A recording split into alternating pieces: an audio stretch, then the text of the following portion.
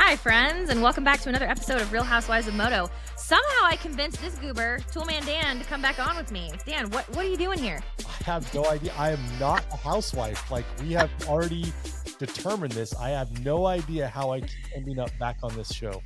It's because everybody loves you. Everybody loves your takes. And, you got some knowledge, you dropped some nuggies, and we're back for round 2. So here we are. Is this like a regular thing, you think? I mean, I'm game if you're game. So... All right. So much so that we've been tossing out some names. I was a fan of the Brap Yap, but I get that that's way too feminine. And what we're balancing the masculine with the feminine. So we're throwing out the idea of Ruts and Rumbles, which I like. What was the other one that I liked? It was like something Torque. It was like kind of tool related. Oh yeah, Torque Talk. Torque Talk. Yeah, I like Torque Talk. Yeah, and Dirt Don't Lie, but that sounded a little too TMZ for us. Yeah, I mean, we got TMD. We don't need TMZ. So right. You can be an honorary housewife. Housewife man Dan. Housewife. Oh my God. That sounds terrible. It really does. It really does. But as I actually I didn't get any hate at all for being on the show. Like, nobody called me a pussy or anything like that. Like, everybody was cool. So they must be good with it. I as they should. I mean, I thought it was so fun. I had people who were like, "Oh my gosh, you sound like you and Dan like are real friends." I'm like, "We are." Like, in real life, I like Dan. I like Dan's family. Like, they're good people. Moving on. So, yeah, I think we'll continue to do this because, there's no real like male female moto media out there right now. Knock on wood. 10 more might pop up tomorrow, but we'll go with it until we say otherwise. So here we are. Definitely a unique dynamic.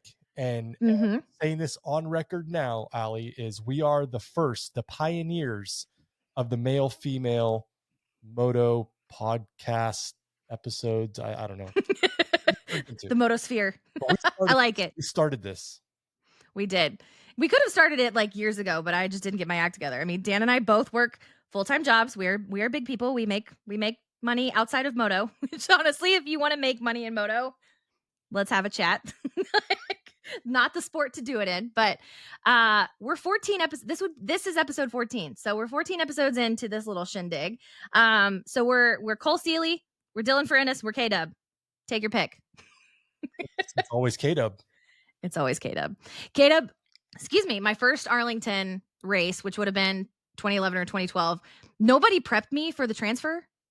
So like the lights go out and he's cutting from lane to lane and I'm like, someone's going to die. Like, nobody warned me.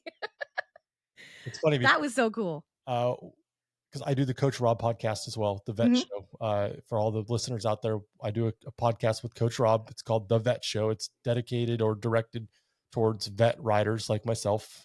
There's obviously a big group of us, but we do the same thing every month. We like this month was episode 14. So we always highlight a rider or somebody in the sport.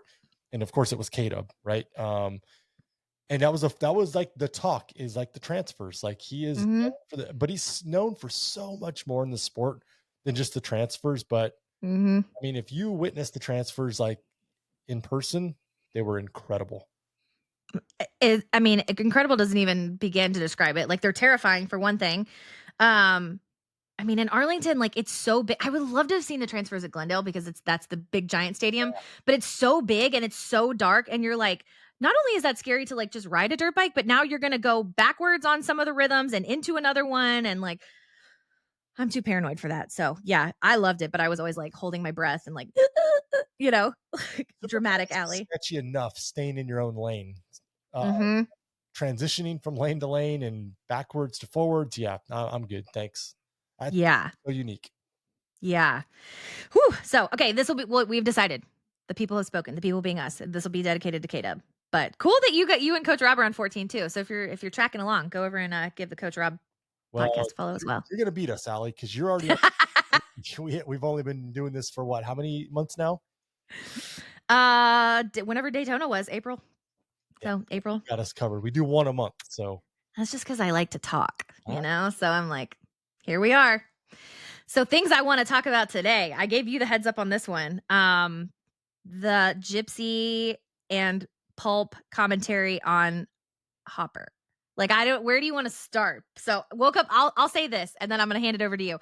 Woke up to the tweet or the Instagram comment from Jace to Steve about the question on Twitter and him saying he hates Twitter. It was so confusing. But what's your take?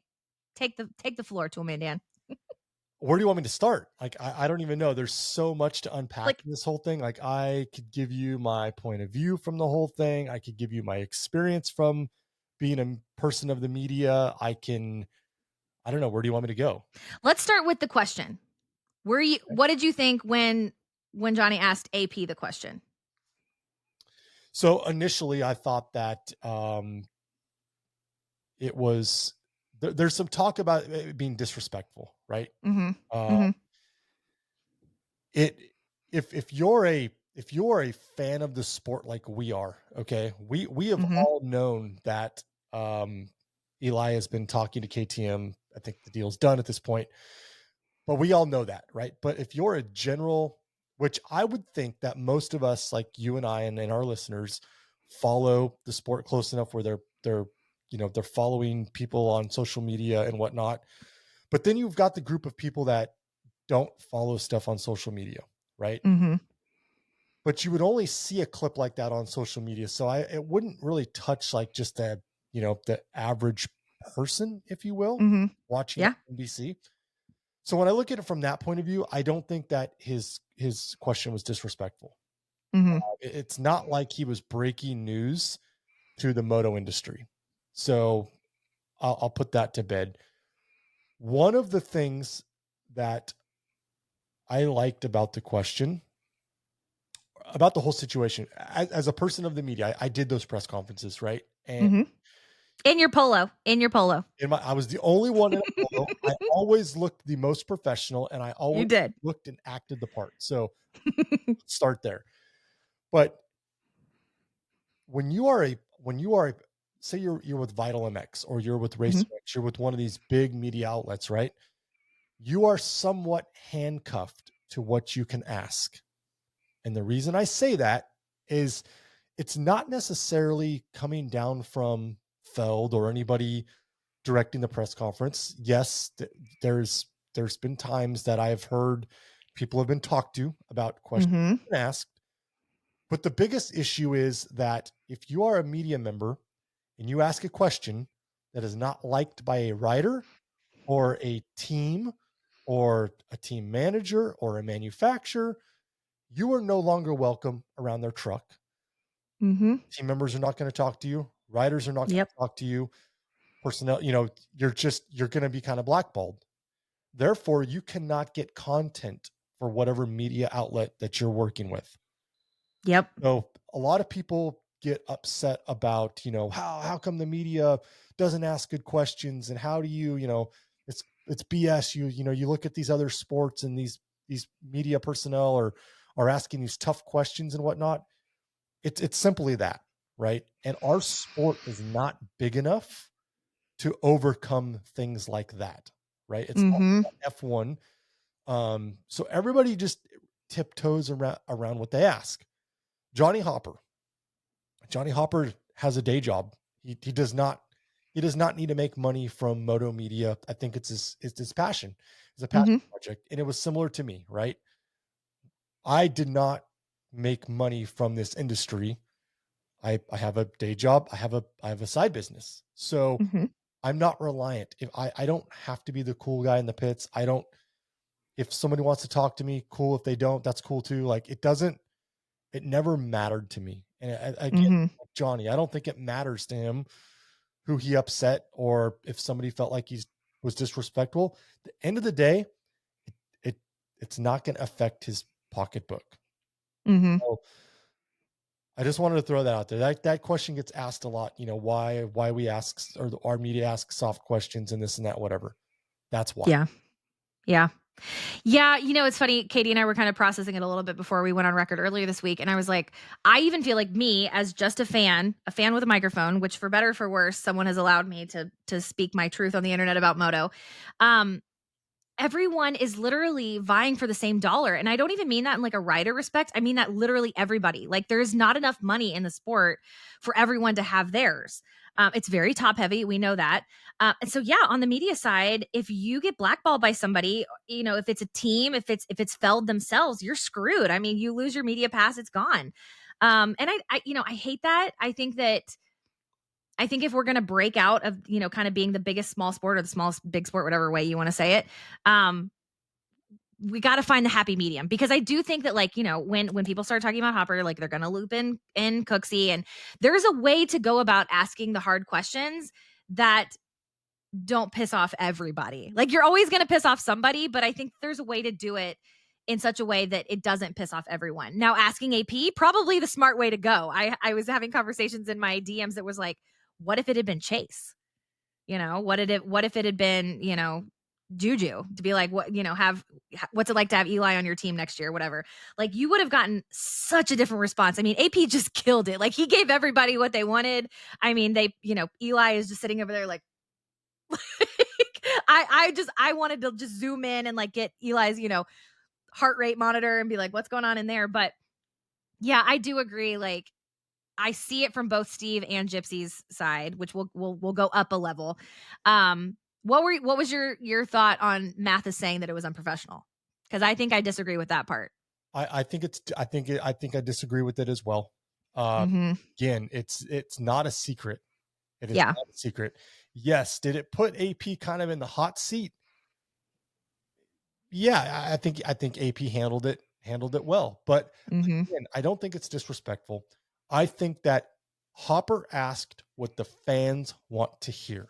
Bingo. Want to hear it, and Hopper nailed it. Mm-hmm. The fans are tired of hearing about, hey, Eli, how was your race? Mm-hmm. Tired, that people are over that. They don't care. They don't want to know. So asking something direct, like the Eli to KTM thing, that's what the people want to know. And Mm-hmm. AP could have said, I don't want to answer it. Eli obviously didn't say a single word. Yep. But it's transparency. Like, we need Yeah. transparency in this sport. Simple as that. Yeah. I will tell you, Secretive. when that came. It's terrible. Yeah. I hate the secretiveness. I get it. I mean, like, you have to protect your assets and your dollars, but like, at this point, like, it's the worst kept secret in the world. But when that happened, so it was post race press conference, which, if you're not watching, switching from Peacock to YouTube and being a weirdo and a diehard like me and following it all over the interwebs, you're not going to catch it. But now, as it's rolling out, in the clips and things like that, people are like, oh my gosh, like, what's Jessica thinking? Does Jessica want to move to Tallahassee? And I'm like, or to Claremont? And I'm like, first of all, Tomax ain't moving anywhere. If there's somebody that gets to stay put, it's the Tomax. Yeah. But these are the questions that, like, my female fans or my female listeners who are fans are asking. Is they're like, well, what is it like when your husband is asking? What is Kendall Plessinger thinking when Aaron gets that? Is she just sitting at home or in the room being like, cover my mouth? Because then it opens the door for other questions that we actually do want to know. Like, what are the discussions that Eli's having? Not about dollars and parts and sponsorships with KTM. It's like, is KTM like, you got to go to Baker's? Like, is that on the table? Like, I want to know that. I don't want to know like the perfectly coiffed media response. So I don't think it was unprofessional at all. We do need transparency in the sport. To Jace's take, which I'll read it. So he said, I hate Twitter, but PulpMX loves it. So I'll pose this question there. Why criticize someone for being unprofessional at a press conference you're not even at? Pressers you're never at. Hot take. My hot take, this is Jace. You got a press pass and you don't go to the press conferences. Then you don't get a press pass. Johnny Hopper question was literally the only one I saw from this weekend. Next weekend, Steve, why don't you grace the press conference with your presence and show us how it's done, Tiger? The tiger part killed me. But so, I don't know. I can address that from my point of view, right? When I had a media pass for Supercross, the expectation is if you have a media pass, you are to be at the press conference. Mm-hmm. That being said, like Vital MX, they've got multiple people at the race, right? So mm-hmm. They have one person in the press conference, they have one person in the pits doing interviews and things like that, right? That's fine. But if you are a solo media person for your outlet, you are expected to be at the press conference. And I will say that this has come up in the past where I would sit in the press conferences and ask questions, and I would not be able to get writer interviews because press conference. And Steve is out getting interviews because that benefits Steve and Steve's comment for Pulp MX, right? It doesn't Yep. benefit Feld. Um, in a roundabout way, you can argue it does, right? But it's not Feld's content from the press conference. So Mhm. it's like there's an expectation for the group, but then the expectation is different for one individual. With that being It's said, true. I I'm not sure. That's not a good terminology. Steve is kind of the pioneer, if you will, Mhm. for Moto Media. He's the one that broke us out into the podcasting. He's the pioneer of that, right? Does he get a special pass? Is it okay that he's treated differently than the rest? I guess that's up to an opinion of anybody, right? They can Yeah. have that opinion, and obviously, Jace has that opinion of Steve, right? So there's that. Uh, Yep. I I don't know where else to take it from. It's a tough one because, It is as a fan, I'm like, I shouldn't say you need. I need Gypsy. I need Pulp. I want both of them, but I also want people like Johnny to ask those questions. So, but my paycheck doesn't depend on it.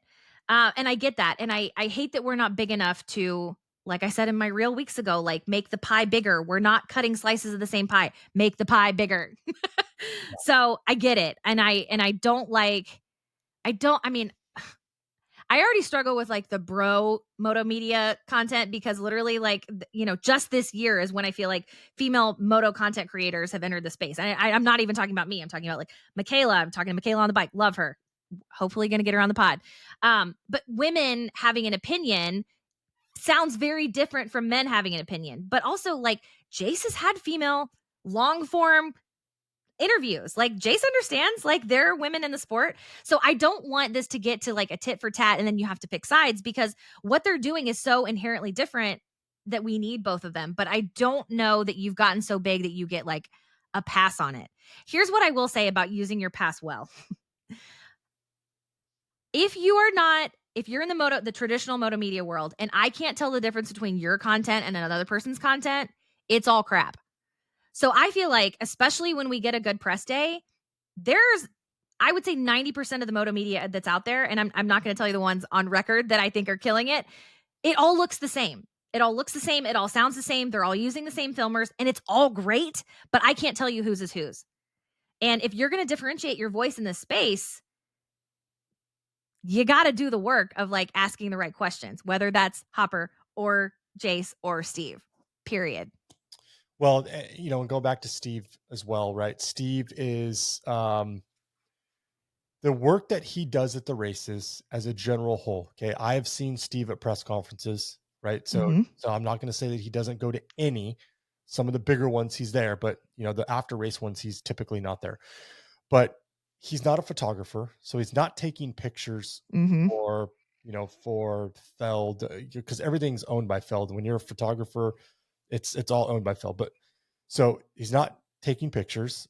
He's not doing press conferences. He's really not doing anything for Feld Entertainment and the promoters. It's all for Pulp MX. Yeah. And Steve's following is massive, right?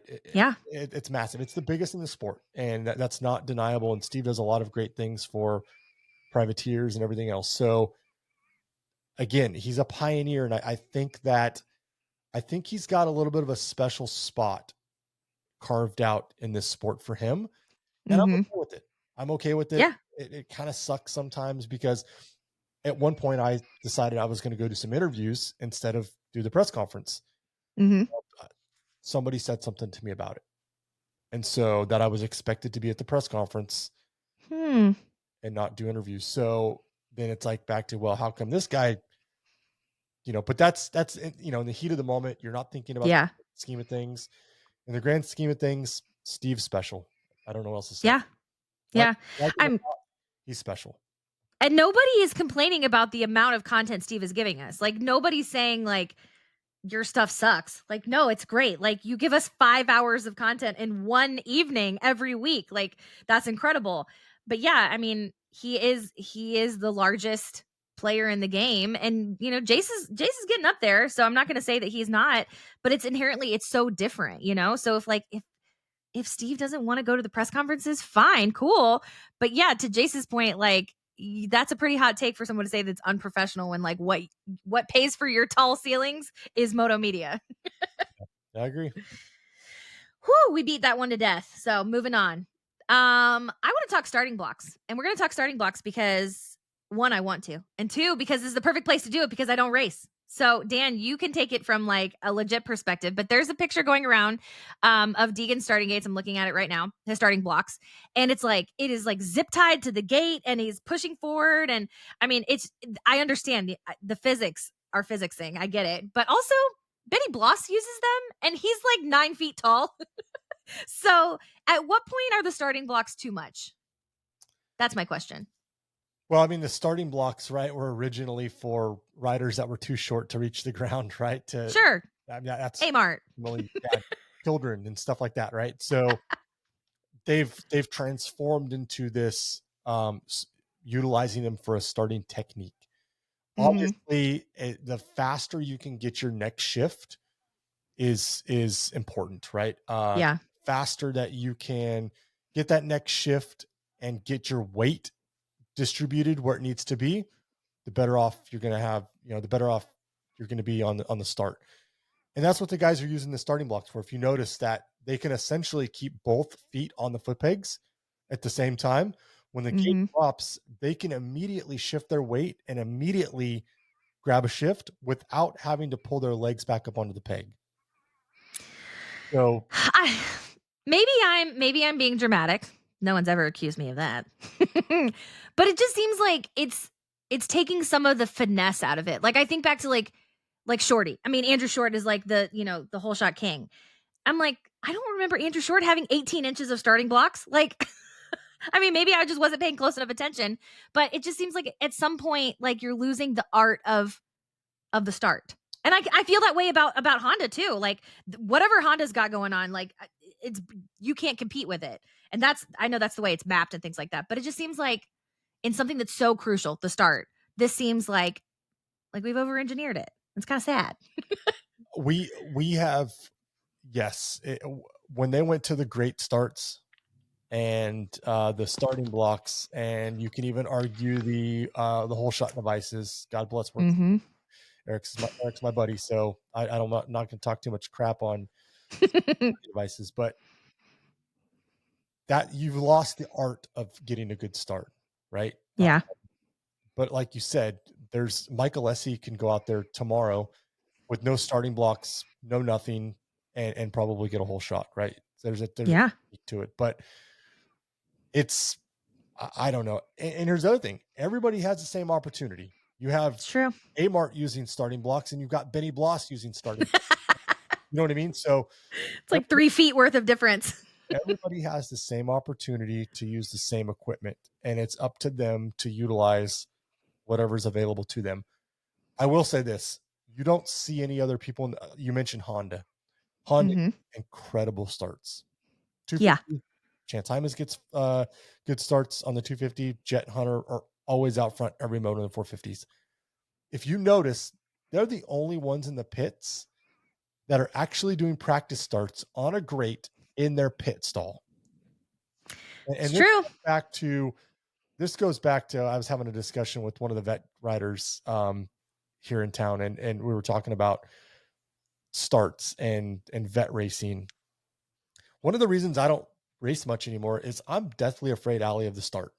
Like I'm afraid of a first turn pile up. I am too old to hit the deck and go Yep. tumbling with 250-pound motorcycles. I'm too old. So I would need to practice starts to ensure that I could get a good start and get away from the mayhem, right? Yeah. We see so many, even kids, not even vets, but local racers, even through the pros. How many starts do you think a guy like Logan Carr does? Now, I don't know. He may do a ton, but probably not a lot, right? Guys put so much emphasis on riding the track and not the start. The start is the only place that you have an opportunity to pass 22 or 21 other guys in Supercross and 39 other guys in motocross. It's Why true. is there not more emphasis on the start? And I think that's why you're seeing guys like Deegan doing something different with starting blocks, guys like Yep. doing different with the starting blocks. Um, you've got guys like Coop that are positioning themselves on the grate to miss the rut. Like the start is the most critical thing of the race. And so you're seeing more people put an emphasis on that moving forward. But again, you see HRC guys doing practice starts in the pits. Nobody else is doing it. They're the ones that are getting out front. So I don't know if there's something to it, but I don't think it's a coincidence. I don't think so either. I do think that there's something different in at least Jett's brain, maybe Hunter's, that like he sees things in slow motion. I'm convinced. Like you can, and Kenny too. Kenny's the same way. Like I think that their brain is literally processing things in slow motion and they can adjust as it's happening. And so starts is obviously a huge part of that. So yeah, I think it's a strange one. I'm curious to see how it develops. I feel like it's going to be one of these things that just like at the end of this, at the end of the discussion, they're going to have like all the bolt-ons, no pun intended, and we're going to have like basically like this new compound at the starting gate every single time because riders and their mechanics have figured out how to, push forward and have a launch control and all, we're going to have rockets on the start gate. That's where we're going to be. So Well, and yeah, it's that's one. we're gonna you're gonna there. I guarantee it, Ali. There's gonna be a gazillion YouTube comments on this below this podcast of get Mhm. rid of the metal grates, get rid of the starting hooks, get rid of. It's not going to happen. So there's Mm-mm. no reason to debate it. There's no reason to fight it. It's never going to happen. Everybody needs to adapt. Everybody needs to take what is available to all those riders and utilize them to their best ability to get the best start for them. Amen. Amen.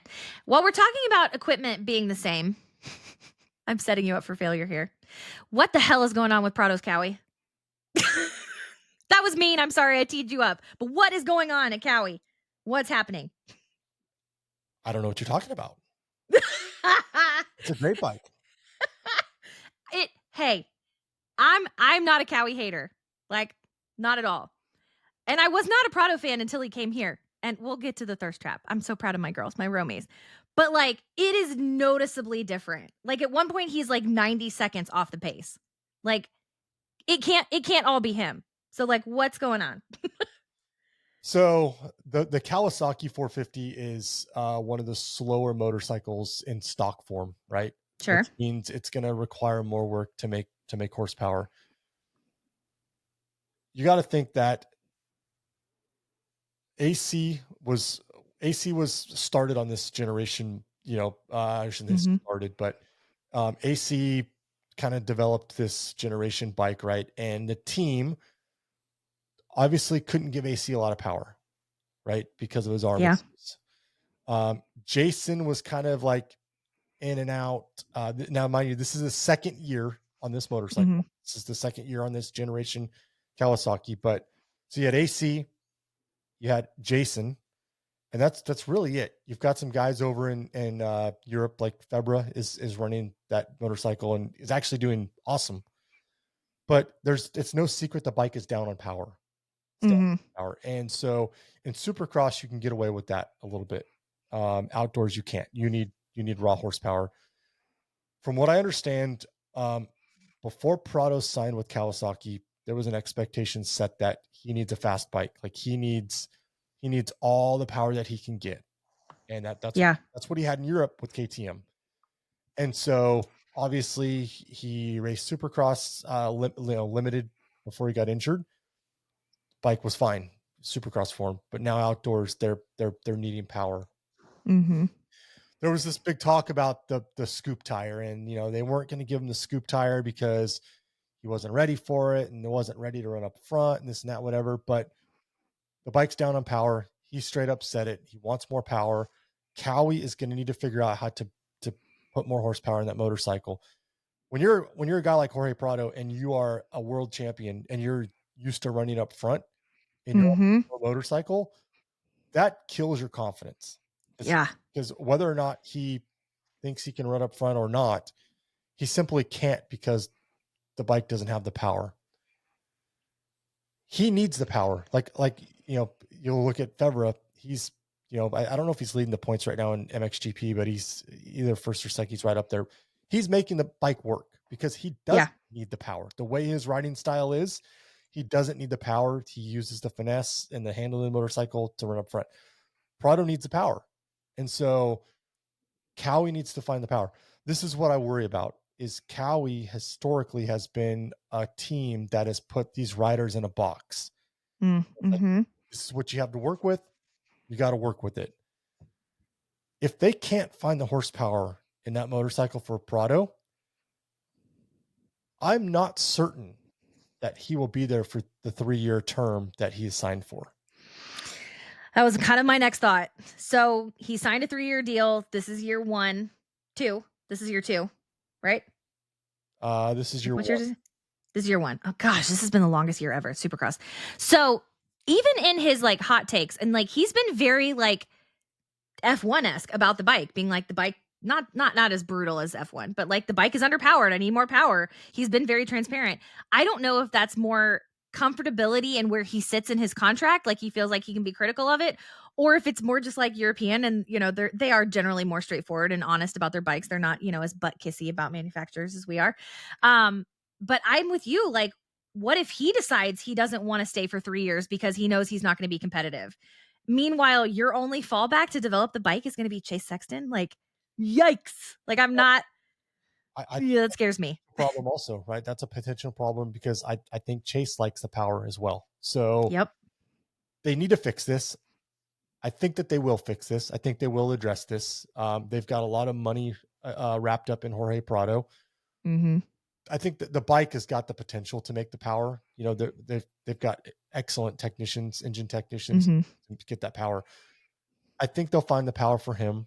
And I think it's going to be important for Chase Sexton as well. So I don't see this as a complete bomb. I think that I love the transparency that Prado is bringing with the motorcycle. Me too. Because he knows he has a 3-year contract. He doesn't want to ride a green turd, and God, somebody's going to clip that. I just said a green turd. He's not going to want to ride a green turd for 3 years, right? That being said, Allie, personally, I love the motorcycle because it is mellow. Even in stock form, even when you put a pipe and stuff on it, there's some things you could do to get some power up. For me, for a vet guy, it's perfect. But Cowie needs to lean into that. Like, hey, if your Supercross bike at the KX like if it's not living up to it, but you can market the stock form, like there's still value in that. But I'll tell you also, knowing your value, he posted a thirst trap. He knows what he's doing. Also, if you're not following the Prado and little sister dynamic, they are strange to me. I don't know if it's European. They are strangely like close. We'll just put it that way. But go follow Prado's little sister, who also used to date Jett. So anytime that Jett and Prado were in the same frame, it was Jett, right? That was yeah, before Dylan. So anytime they're in the same frame, I'm like, what are they talking about? What are they talking about? But anyhow, he posts a little thirst trap, and I'm so proud of my Romies because, first of all, I had to comment on it. I had to. Like, it was just so obvious. But a number of my girls who I've become friends with were like, I saw it, and I immediately ran to Real Housewives of Moto because I knew you were going to comment on it. But I do have to say, I did not follow Prado at all until he was at the States. Like I knew he existed. I've loved KTM because I love Ryan Dungey, the Wheaties boxes back there. So I was excited when he came over. I was like, yeah, cool. If it's not on KTM, great, whatever. It's not going to be on Honda because Honda's on lockdown for forever.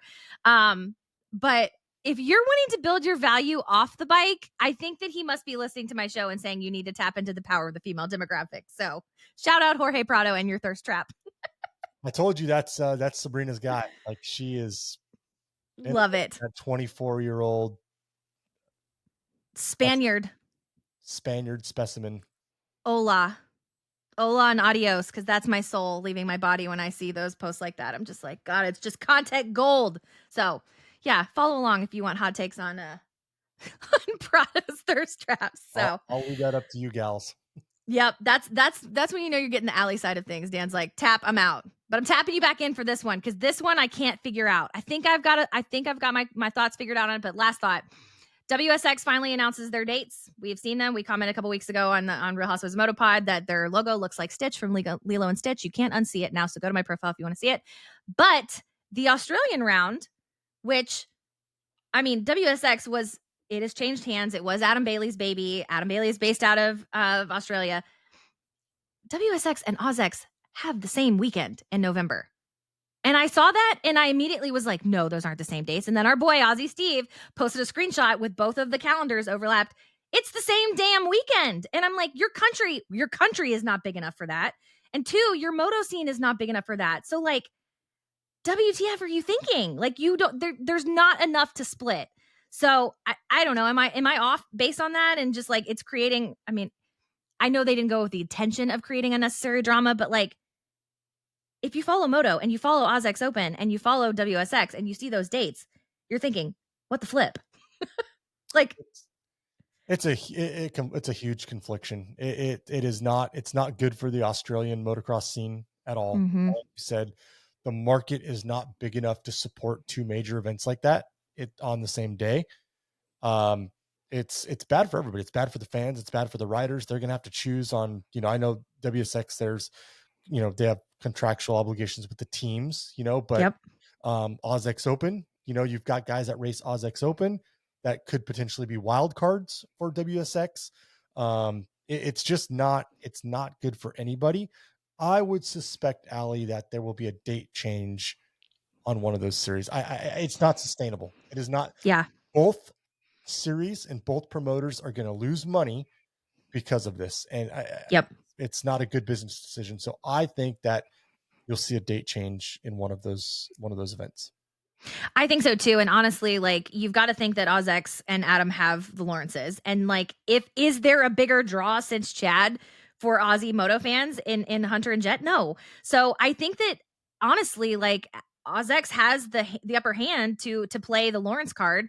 But like, look at this year. Like, I remember when the schedule came out this year and we had the 4-week run in the Northeast, which, like, weather aside, I was really curious to see the numbers on that, because I was like, are we going to split fans? Like, are you going to have, people from, like, let's take Pennsylvania. Are they going to go to Pittsburgh, but not Philly or whatever? Like, what if you just move one of them back a weekend? Like, the numbers for us were great. Like, I was shocked. I mean, even Foxborough, that was a dumpster fire that I went to. No, I shouldn't say fire, dumpster popsicle, because it was so cold. Like, people are going to go to it. But if they're literally at the same time, they're on the same weekends, like, what are you thinking? So that was just one that had me scratch my head. I was like, it's not cool. It's not cool. No, it's not. I don't know where they're at in relation to each other, like physical location. Are they in the same city or close? Are they one on one side of the country, other on the other side of the country? Or good point. We need to look that up. We look like dumb Americans that don't know our geography, but that's okay. Aussie Steve could help us. But I mean, even if they are, right, even if they're on this complete and different end of the spectrum as far as location wise go, it's still bad for the sport. Yeah. It's just, you're going to have one set of fans watching one race, the other. It's just, it's stupid. Yep. I think so too. I do. But to end on a happy note, I really feel like, speaking of Aussies, I mean, gosh, they're kicking our butts. Like, I'm looking at Caden Minear. He looked awesome. Charlie Cannon, girl Charlie. People are like, who's he? And I'm like, girl, it's a girl. She's killing it. We've gotten a little bit of like old Jett back recently, like playful Jett. He was talking about, not being able to grow a beard and like thinking Eli's beard is gnarly, and like taking the camera and putting it on the Tomax and just like laughing during the press conference. And like, first of all, we're not going to talk about the stuff going on outside of it. Like, all of the legal stuff that's going on. Cool. That's their thing. But it doesn't mean that it doesn't affect you, and you're coming back from like an injury. So the fact that Jett is like dominating, but B, that he's happy and that he can put all of that aside and still like bring some of his personality back. Like, I'm praying that this like old goofy Jett like sticks, because I think we've gotten buttoned up Jett. I think we've gotten professional Jett, and I like version A better. So have you noticed a difference between like, at least in moto, maybe not in supercross because he was injured so early, but in motocross, have you noticed a happy Jett? Yeah.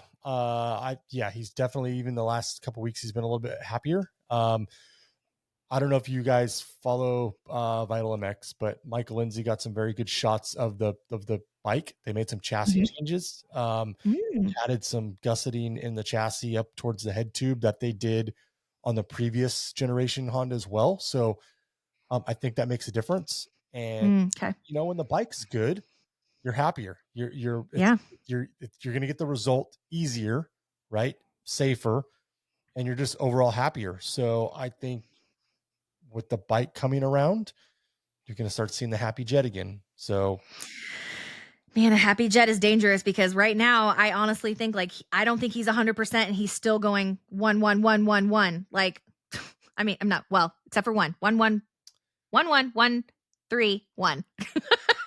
does he But go? Does he go 21-1?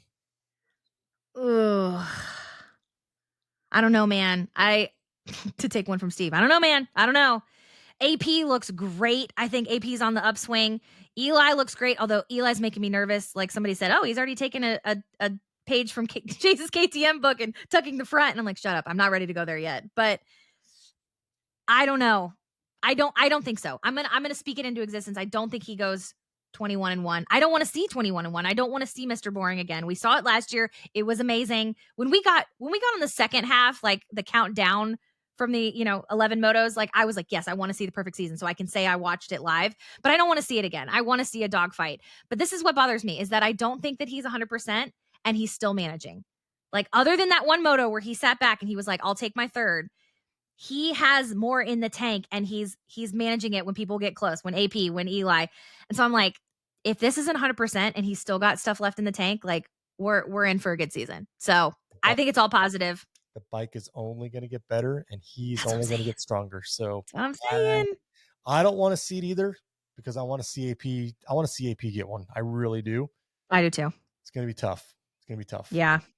And if we're talking perfect seasons, I'm just glad that Deacons is not there. I could not handle Deacon. I can't. I kind of wanted him to see. I wanted to see him do it, but I don't hate the kid. I don't either. I don't hate him, but I just I couldn't have listened to an undefeated season at the end of it. Like, I just think I just would have been like, turn off the TV early. I can't do it. So I'm just glad we don't have to have that conversation. So, we will continue to watch Deegan and his like 18 inches of starting gate and starting blocks. That's fine. I'm going to keep a close eye on that. But, yeah, the sport is in a good place. We've got a couple areas where we can take some major strides. Moto Media, where we started. But gosh, between having Eli way longer than we thought we would, Jett and Hunter being on another level, hi little thumbs up, and Deegan now, like we're solid. I mean, we've got some great personalities. Like, let's not even talk about Cole Davies coming back. Oh my gosh, I love Cole. So we're gonna have Cole next year. I mean, gosh, 2026 is already setting up to be epic. So I'll cool my jets, no pun intended. I will enjoy motocross this year, but we're in a good place. We are. You know what's like crazy? You ever think about like, when Stu and RC were here and Chad, and you're like, man, it's never going to be like this. And then next wave of guys came in, you're like, oh my God, it's so good. And then, it's never going to be better than the Dungey RV day. And here we are again. It's like, Here we are. Keeps elevating, which is incredible. Yeah, I do think, and this will be our last point to put a bow on it. In comparing us to F1, there's a lot faster moves between manufacturers. I mean, people get cut in the middle of the season. God, Liam Lawson, looking at you, not even the middle of the season, you make it like 2 races. But in our sport, you see the rider so much. In F1, they get in the truck or get in the car, and the helmet's on. You don't know who it is. So you have this connection, this like emotional connection to these riders because they're more human. So if we can just tell those stories, I mean, nod to who am I thinking of? Anyhow, original conversational moto podcast. DMXS. I was like, don't say DCMX, all the acronyms. That's what keeps you invested. And I think that we're starting to come around on that. And the stories are the people. It doesn't matter how fast the race car goes. It doesn't matter how fast the dirt bike is. It doesn't matter what manufacturer is winning. Like, I want to cheer for AP because I watched Detroit. I watched him lose that one. So yeah, I think we're gonna be fine. I think we're gonna be all right. But we gotta keep telling those stories, and that's what we're here for. So the biggest thing is we all want to see our sport grow, right? But do we really? I mean, we're one of the only sports where our professional athletes are accessible by the general public on a race day. It's true. Get in the pits. Anybody can pits. The Supercross Fan Fest is incredible. that doesn't exist anywhere else. So do we really want to get bigger where that changes? I don't know. It's an interesting thought for sure because I look at, the growth that the Deegans have brought the sport for better for worse. And I'm like, I don't know that I like growing in that way because I don't know that I like those fans. I don't know that I like the Deegan fans that didn't follow Moto, that didn't follow Brian. There are Hayden Deegan fans that have come to the sport through their channel that I think are just Hayden fans, and that's fine. That's fine. You can have your rider, but they also, I don't feel like we're like the core of the core for Moto. So it's growth in the right direction. It's not growth at all costs. Like I know people like who are die hard F1 fans. My husband's best friend, and he was like, I've never watched a single episode of Drive to Survive because I think it's just it's fluff or whatever, and they don't like Drive to Survive because it's like it's ruined the sport. It's brought in people who aren't hardcore. So I think there's a delicate line we can walk there with growth for sure. But man, having some more transparency and not arguing about who's right in the moto media is probably not a good place to start. Hey, real quick before we go, Yeah. last thing.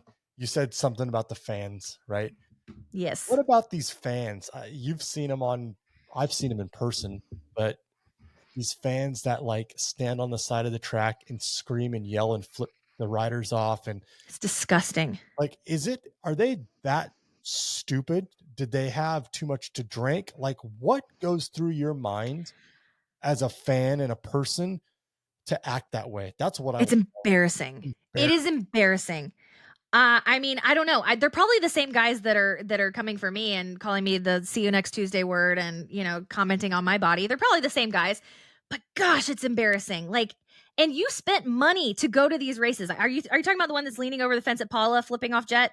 There was that guy. Like, There was a guy at Glendale that was right mhm, in front of me in industry seating as well, which was I'm telling you right now, mhm. that happens in industry seating is wild. Like, I don't know how the hell these people get these tickets, but they should be very, very embarrassed the way they act Yeah. in general, but especially in industry seating. But no, this guy's like, he had this hard on for RJ Hampshire. Like, he's standing F you, RJ. He's got his fingers out. F you from like row 30. Do you think RJ sees him? Do you think RJ gives a shit? Absolutely. No. Like, you look like a freaking idiot. Mhm. I just, Yep. I don't even know what goes through somebody's mind to even do that. I just don't get it. Like going out of your way to be hateful, like in a sport that like crosses so many barriers, like gender, political lines, socioeconomic. I mean, there are people like let's talk about who's going to buy a Cowie versus who's going to buy a Ducati. I mean, you will buy both, but that's a bad example. But like why can't we all come together and like the sport for the sake of the sport? There's not a single rider that I would do that to, like that I would hang over and like flip them off. Like, first of all, that's just embarrassing. But like, I don't personally hate a rider because of I don't even know what. Like, what do you hate Jett for? Like, okay, it's episode 14. Let's talk about Dylan for 1 second. Like the people that booed Dylan after he took out what Craig or Greg, Amart. There was an Amart wreck or Craig was on Amart. Okay, oh my gosh, the hatred because of that. Like, I'm like, okay, maybe that was, America versus France, but like, I would never be an asshole to a rider. Like, this rider is literally risking their life to entertain you, period. I'm not gonna lie, I was pretty upset with Juju and RJ both for their nasty move on my guy Seth for the I 250. know. But I would never go up to either one of them, like to their pit and like flip them off and F you like that. That just boggles my mind to get to a point that you would act that way, you know? Yeah. And I mean, I commented on the episode after Salt Lake City, people were going after Ashley, RJ's wife, like in her comments, being like, "How could you be married to him?" or some ridiculous comment. And I was like, "You went out of your way to put that on RJ's wife's profile. Like that just disgusts me." So if you're one of those fans, like kindly, we try not to use cuss words here because my kids watch them. They also see me now on YouTube and they're like, "Mom," but if you're one of those fans, kindly fuck all the way off. Fuck all the way off. I agree.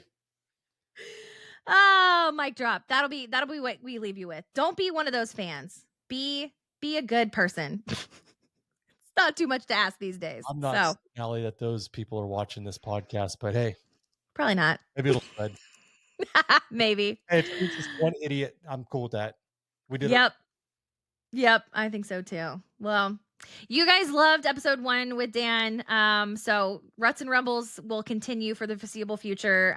If you guys have feedback, good, bad, or otherwise, give me a follow on Real Housewives Moto on Instagram. We're going to be putting these on the YouTube. That's where all the dumpster fire comments are. So I'm looking forward to some dumpster fire comments. Like, come at me with the unhinged content, because I think I enjoy the clapback a little bit too much. So give us a follow there. If you don't follow Dan, where can they find you and DCMX Tools? Where can we find you? At DCMX Tools on Instagram and at Dan Colvin 633 on Instagram.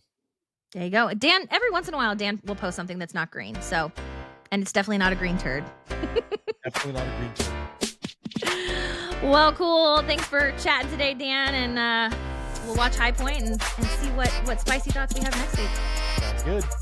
All right. Bye, guys.